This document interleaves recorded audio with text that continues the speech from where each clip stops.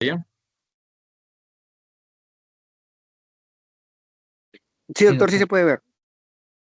Correcto. Bien, vamos a empezar esta clase para hablar acerca de estos dos microorganismos bastante importantes por las patologías que se presentan y por lo que usualmente podamos recibir nosotros en nuestro consultorio y podemos saber identificar, conocer cómo es el microorganismo, cuál es su fisiopatología, cómo debemos tratarlo y de qué manera también podemos prevenirlo, ¿no? Entonces, eso es lo importante en este tipo de microorganismos.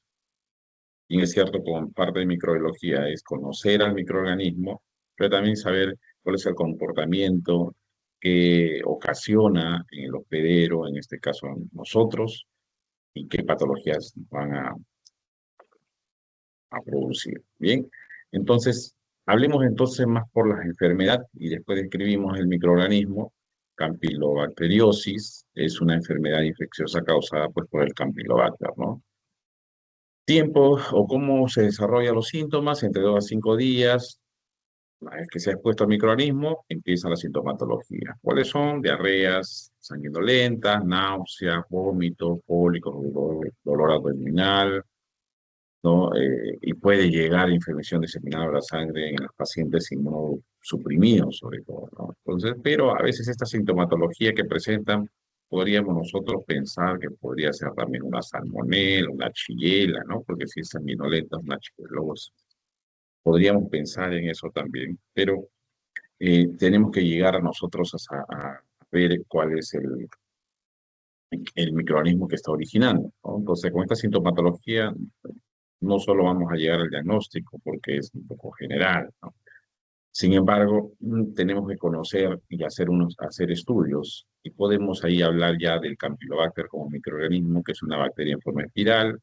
Hay varias especies, el Campylobacter jejuni, que es la que va a la cabeza y genera ciertas patologías, el fetus, el Campylobacter poli, el saliensis, ¿no?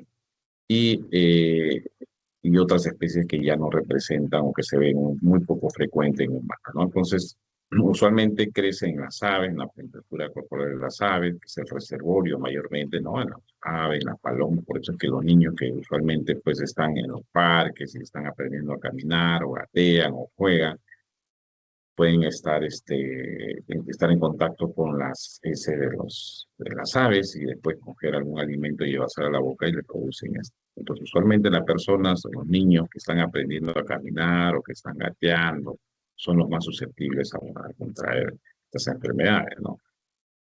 ¿Hay alguna forma de prevenirlo? Por ejemplo, si hay en algunos alimentos, como por ejemplo en la carne, congelarlo es una manera después de que reduzca el número de colonias presentes en estos alimentos, ¿no? Es un bacilo gram negativo, curvo en espiral, forma de S o de ala de gaviota. La medida de 0,2 a 0,5 micrómetros de ancho eh, y 1,5 a 5 micrómetros de largo, ¿no? Tiene un flagelo, o sea, tiene movimiento, ¿no? Es móvil.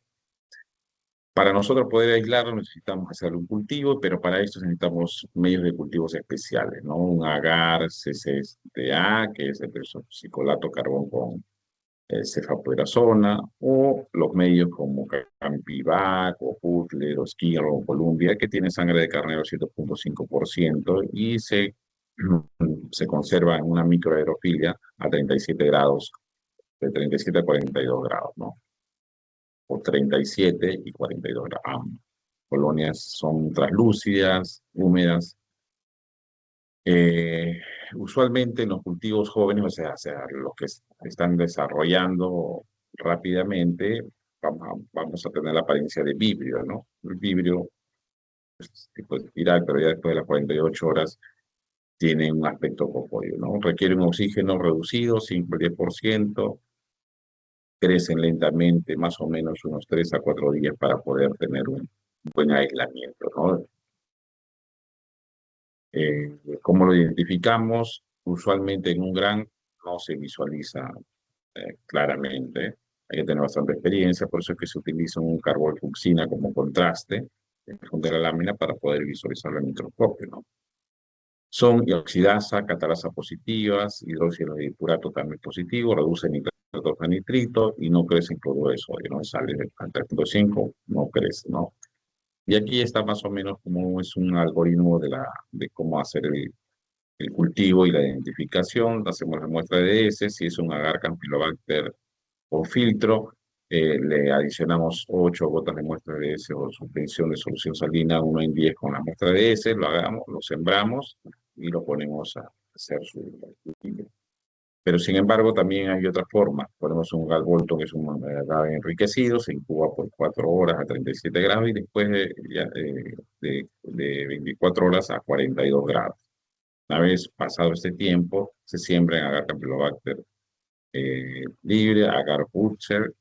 Si hay desarrollo de colonia a las 24 o 48 horas, se hace una coloración gras, son bacilos curvos, eh, como lo hemos mencionado ahí, sembramos un agar Columbia de sangre de carnero al 7.5%.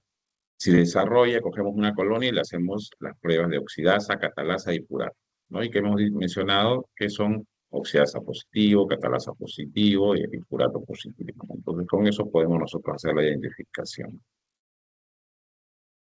Eh, bueno, ¿cómo colonizan esto? Es obviamente por la movilidad que tiene, no tiene un flagelo que le da plena movilidad. Algunos otros factores tienen su flag A o flag B, que son los filamentos flagelares, o algunos factores quimiotácticos para el campylobacter, es decir, para que se puedan unir y mantener, son la L-fructosa, que es lo que se menciona. Y bueno, y hablando sobre la patogenicidad y virulencia, hay dos tipos de enfermedad y cómo se van a presentar esto, el Campylobacter jejuni, que es la enterotoxigénica, es decir, parece una toxina que se parece a la enterotoxina del cólera y te produce, por esta toxina, produce toda la sintomatología o la patología de diarrea, fiebre, ¿no? Malestar general, dolor abdominal. Y la otra que es la colitis inflamatoria, ¿no? Esta produce una toxina citotelar de distensión con chigatoxina, hepatotoxina. La chigatoxina es la que me va a producir este problema de de posiciones líquidas, ¿no? Consanguinolentas. Las características de esta enfermedad, que son usualmente a veces pueden ser asintomáticas hasta severas, es decir, podría pasar desapercibido, pero sin embargo, cuando hay sintomatología, las sintomatologías son fiebre, digamos, dicho, cólico, diarrea con sangre, o a veces sin sangre, o leucocitos fecales, como lo suele haber en las semanas, solamente es autolimitante, o sea, va a pasar solamente con la hidratación, en las personas que son inmunocompetentes, pero muchas de estas nuevamente aparece la sintomatología, estar muy bien consciente de caso, ¿no? En algunos casos es tan fuerte el dolor, el malestar que se confunde con la apendicitis, ¿no? Entonces esto lleva a hacer a veces cirugías sin necesidad de hacer reconocerlo. Puede haber infección extraintestinal, sí, puede producir si esto ingresa a la sangre, se prolifera toda la bacteria, puede ingresar a la parte donde son las articulaciones, con sinusitis o infección del tracto urinario también, sí, una necesidad que se ingresa temporalmente puede producir esta patología, ¿no? Y dejar alguna secuela, activa, como si no hubiera una bacteria que está observando, ¿no? Bueno, pues sí, Doctor, esto, eso. disculpe. Doctor, disculpe, creo que no se le está escuchando muy bien, doctor. Sí, no se lo escucha.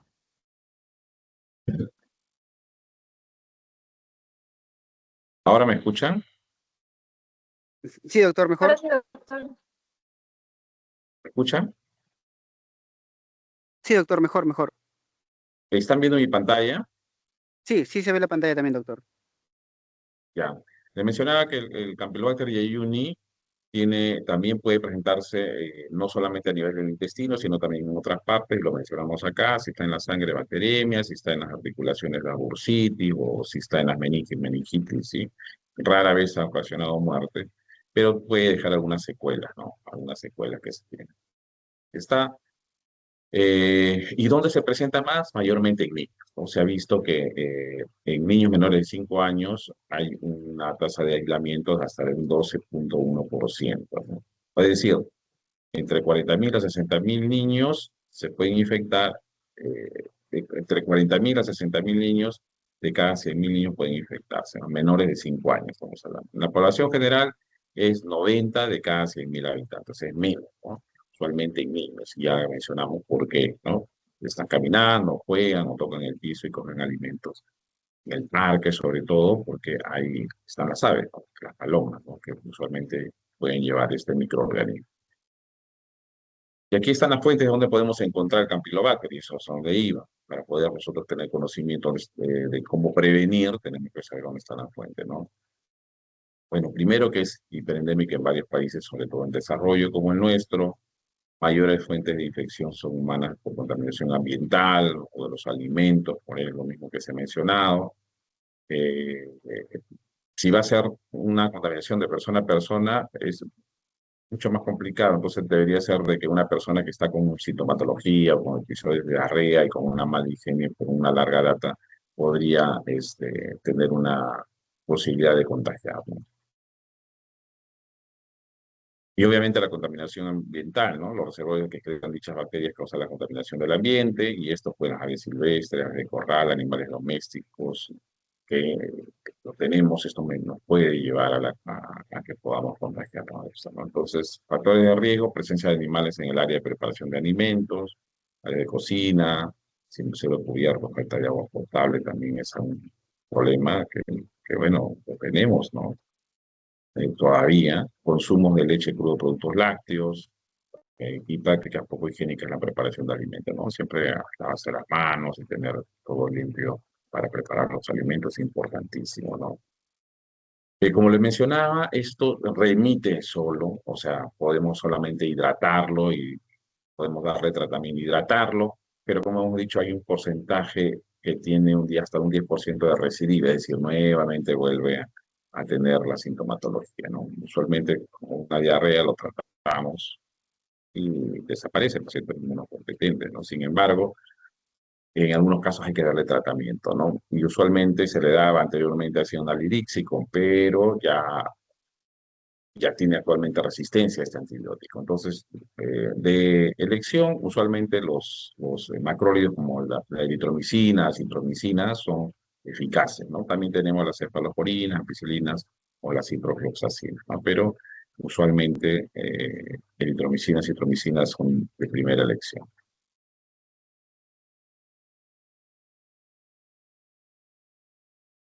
¿Cuándo vamos a dar tratamiento? Nosotros vamos a dar tratamiento si hay fiebre alta, mayor de 38,5 grados centígrados, diarrea sanguinolenta, más de 8 deposiciones por día, los sintomatología que no van a empeorar, o sea, no hay mejoría. Entonces, en el embarazo, infección por HIV, si el paciente tiene HIV con esta patología, hay que darle tratamiento, ¿no? Es un paciente inmunocomprometido.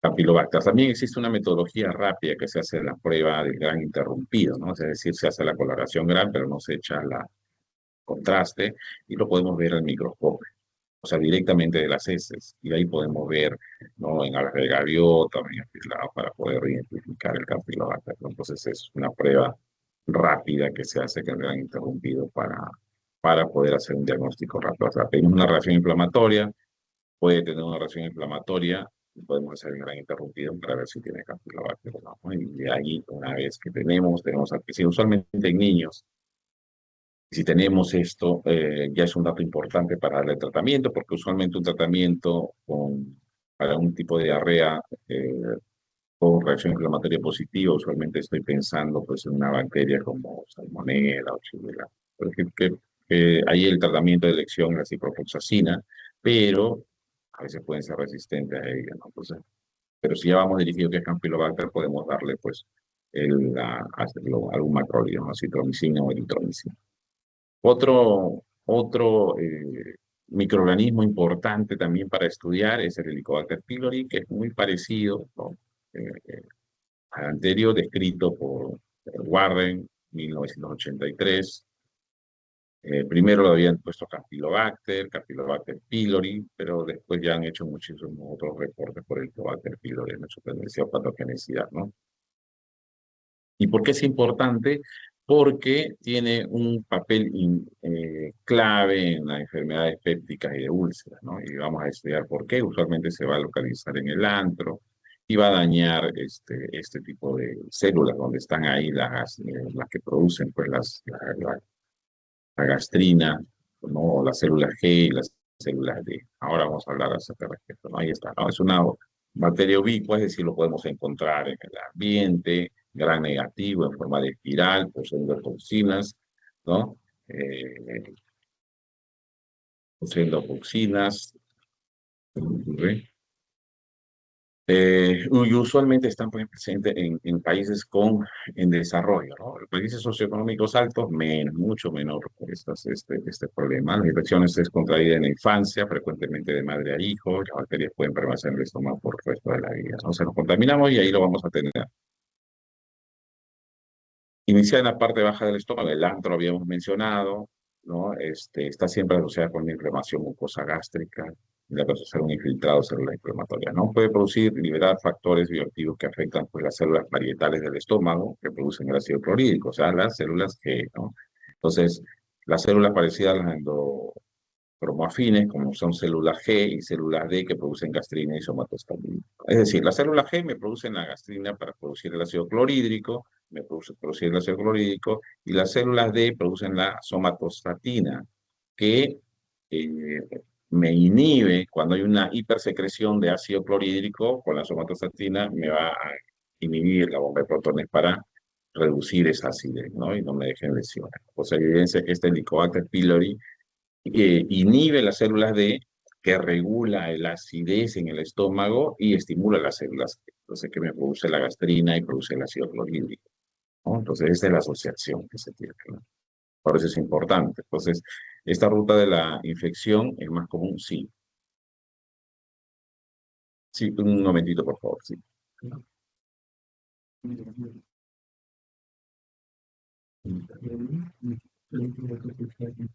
Ahorita estoy en una reunión, que me caen unos 5 minutos y va. Ya. Mil disculpas. Bien.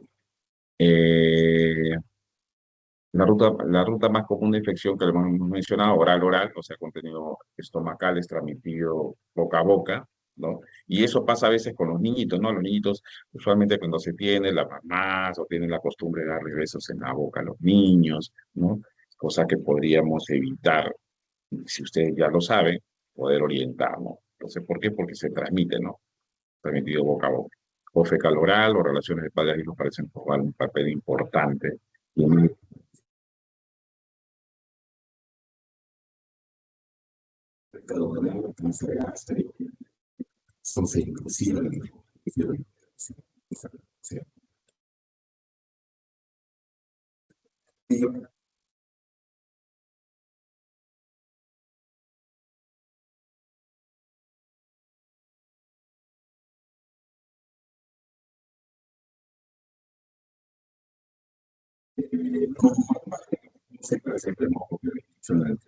Doctor, disculpe su Disculpe, audio, de doctor. nuevo está escucha mal, doctor. Sí, doctor, no se escucha bien.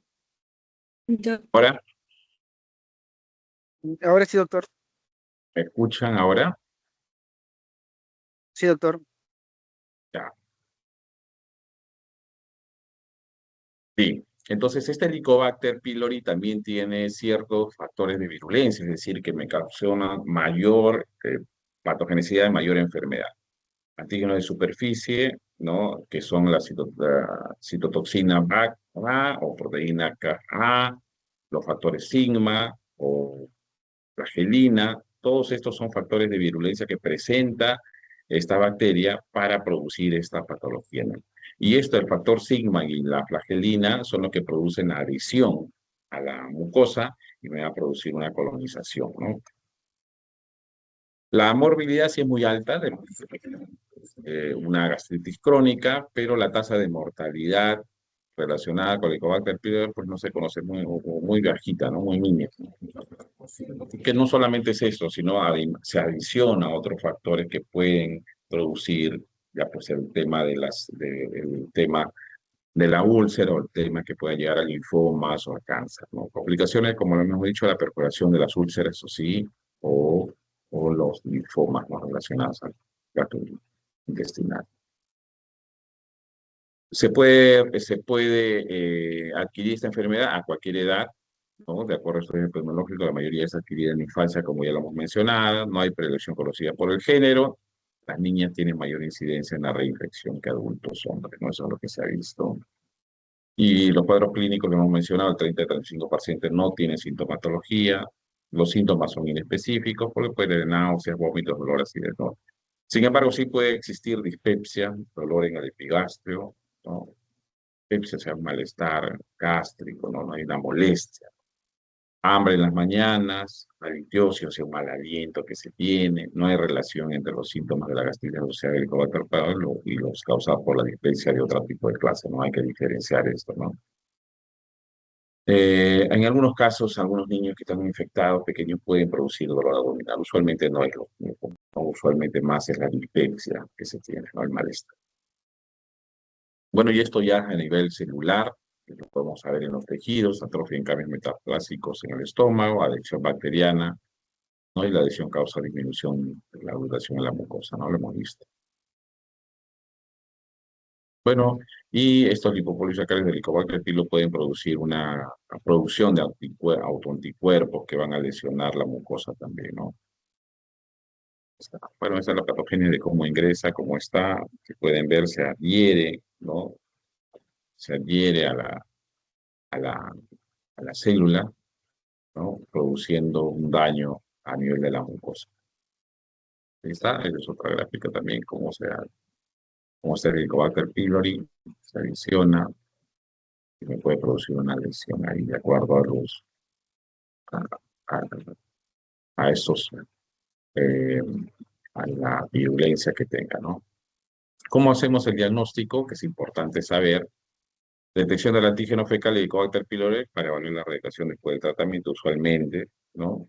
La prueba de aliento, usualmente se da una urea marcada, se da a tomar, una marcada con carbono 13, y después de un tiempo se mide la concentración, o sea, se mide el aliento, y eh, este, cuando hay uriasa, porque eso metaboliza la urea, entonces cuando hay uriasa, presencia, altas, hay concentraciones altas cuando hay presencia de ureasa, y me puede salir positivo. Los falsos negativos, ¿por qué? Porque también hay falsos negativos en otras bacterias o algunos antibióticos o el bismutol, los bloqueadores de hidrógeno también me pueden dar un falso negativo, ¿no? Por eso se da unas recomendaciones antes de este procedimiento para hacer un diagnóstico más preciso, ¿no?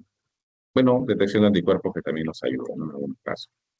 El diagnóstico meteorológico, usualmente utilizamos las biopsias para esto, pero en verdad es bastante fastidioso cultivar un helicobacter. Entonces, en verdad, tiene que tener algún medio especial, con el medio de sangre, con complementos o suplemento adicional, microhidrofilia, se puede incubar por 7 días, ¿no? Básicamente, esta es una teñida por una coloración gran, ¿no? Una biopsia. Ahí está, bueno, es una biopsia, más o menos, una coloración de plátano. Le hacemos el diagnóstico virológico con la biopsia, obtención por endoscopía o hacer su coloración de Janssen, ¿no? Tratamiento, la tasa de curación 80-90%. ¿Hay tratamiento? Sí. ¿No? Primera elección, se da una triple terapia si de repente ustedes han tenido amigos o familiares que han tenido el Helicobacter y han tratado, es un tratamiento bastante fuerte, ¿no? Es triple terapia, o sea, 3 medicaciones por 10 a 14 días, ¿no? Se le da un inhibidor de la bomba de protones, que puede ser el omeprazol, ¿no? Ranitidina, citrato de bismuto, más amoxicilina, metilendrina, o subsilato de bismutol, metronidazol y tetraciclina, o en algunos casos lansoprazol, amoxicilina y claritromicina, ¿no? Esas son las selecciones para poder dar un tratamiento. El tiempo es similar, usualmente se está haciendo resistencia a los macrólidos, ¿no? Pero a veces también hay que tener en cuenta que cuando nosotros damos claritromicina o eritromicina, tiene sus efectos adversos, náuseas, sabor metálico, los niños a veces es un poco difícil de instalar, ¿no? El tratamiento de rescate, es decir, de inicio, se ha propuesto distintos tratamientos cuando ya existen 2 tratamientos que se le han dado terapéuticos y no funcionan. sea, es un fracaso tratamiento, entonces podríamos estar pensando cepa resistente que ha mostrado susceptibilidad a la levofloxacina, ¿no? Entonces, la levofloxacina podría ser una alternativa como tratamiento de esto. Bien, eso es lo que quería compartir con ustedes. Si tienen alguna pregunta es el momento. Si no, igual les comparto la diapositiva con su delegado. Creo que está pendiente de la diapositiva anterior también. Sí, doctor. Sí, Creo que todo está claro, doctor. Sí, todo está claro. Me comparte la PPT, doctor, por favor, para sí, compartirlo con mis compañeros. bien, correcto, un gusto compartir con ustedes. Buenas tardes. Buenas tardes, doctor. Hasta luego. Hasta luego, doctor. Hasta luego, doctor.